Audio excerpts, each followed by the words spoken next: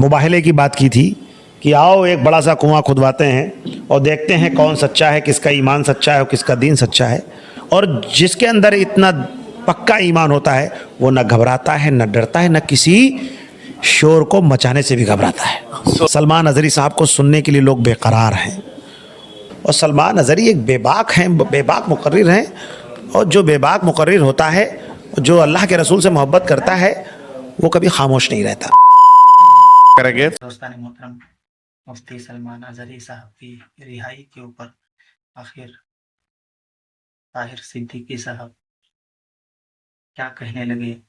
उनसे जब इंटरव्यू लिया गया और जब उनसे पूछा गया आप क्या कहते हैं, ताहिर सिद्दीकी से पूछा गया कि आप क्या कहते हैं मुफ्ती सलमान अज़हरी साहब की रिहाई के ऊपर, आइए आपको सुनाते हैं कि उन्होंने कितना अहम जवाब दिया और उन्होंने क्या कहा। पहले आप सुने, उसके बाद में फिर कमेंट करके ज़रूर जाना, अपनी राय ज़रूर दे के जाना कि आखिर उन्होंने ऐसा क्यों कह दिया, क्या ज़रूरत पड़ गई। चलिए तो आपको वीडियो दिखाते हैं। पहले आप ताहिर सिद्दीकी के ये बयान सुने, उसके बाद में फिर हम मुफ्ती सलमान अज़हरी के बारे में क्या कहेंगे। वो बाहर आ गए हैं। अल्लाह का लाख लाख शुक्र है, एहसान है उस रब का कि मुफ्ती सलमान अज़हरी को आखिरकार रिहाई मिली। देर से ही मिली। सुप्रीम कोर्ट ने ज़बरदस्त कमेंट किया और कहा कि इतने दिन इनको जो है गलत तरीके से क्यों रखा गया। सलमान अज़हरी साहब अपने घर पहुंच गए। अल्लाह का बड़ा एहसान है, करम है कि न्यायपालिकाओं में भी इतना तो इंसाफ बाकी है कि कुछ भी अगर गलत हो तो अगर देर से ही इंसाफ मिलता है, लेकिन इंसाफ मिलता है। अच्छा, एक बहुत बारीकी पर ध्यान देने की ज़रूरत है। मौलाना मुफ्ती सलमान अज़हरी की रिहाई तो हुई है, उनको बेल मिला है। सुप्रीम कोर्ट ने फटकार लगाया, ये सवाल पूछा, कमेंट्स किया कि पास्को एक्ट में इतने दिन ये जेल में क्यों रहे, तो उसको खारिज कर देना था, बेल क्यों मिला। देखिए होता क्या है कि जब किसी मामले में किसी को रखा जाता है, जैसे पास्को नहीं, पासा एक्ट लगा था, जो गुजरात में लगता है। पासा एक्ट के तहत रखा। हाँ, पासा एक्ट जो है लगता है जो गुजरात में। सुप्रीम कोर्ट ने कमेंट्स किया है, अभी बेल दिया है। उम्मीद है कि पासा एक्ट भी पूरी तरीके से ख़त्म हो जाएगा।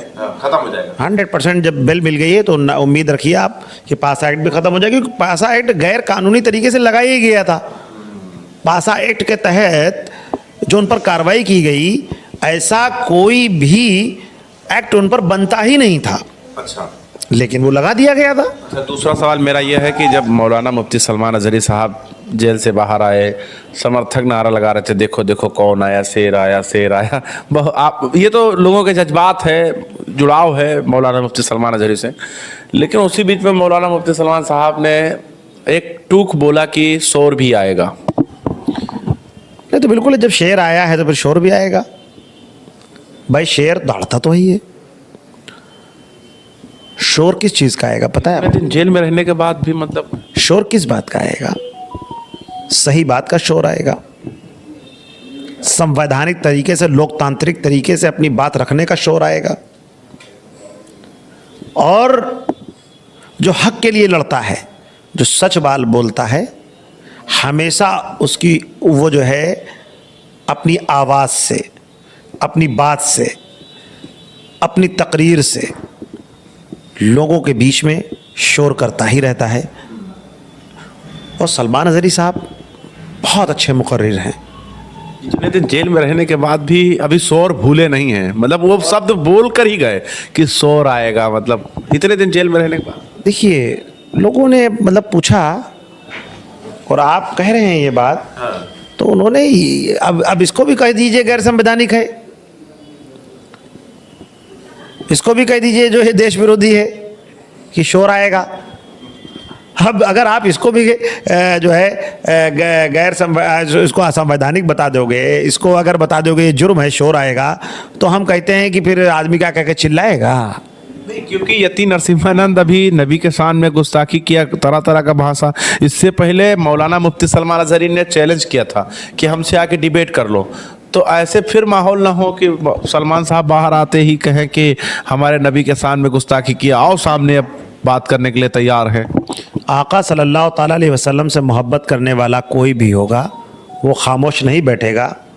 यती जैसे शैतान, मरदूद, गंदे भद्दे लोग अगर आका की ज़ात पर हमला करेंगे तो उनके हमला करने से एक ज़र्रा बराबर आका की ज़ात पर कोई असर नहीं पड़ने वाला। हो लेकिन जाना चाहिए मौलाना मुफ्ती सलमान अजहरी और यती नसीम। लेकिन इससे पहले जो है मौलाना सलमान अजहरी ने मुबाहले की बात की थी कि आओ एक बड़ा सा कुआं खुदवाते हैं और देखते हैं कौन सच्चा है, किसका ईमान सच्चा है और किसका दीन सच्चा है, और उसमें हम दोनों लोग कूदते हैं। जो सच्चा होगा वो बच जाएगा, जिसका दीन सच्चा होगा वो बच जाएगा। उस मुबाहले से वो भाग खड़ा हुआ था वो यती। मैं तो उसका नाम भी लेना नहीं चाहता। लेकिन एक बात आपको बताएं, जो आप बार बार कह रहे हो क्या आएंगे फिर चैलेंज करेंगे,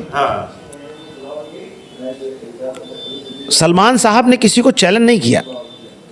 सलमान अजहरी साहब ने हक बात बोली थी और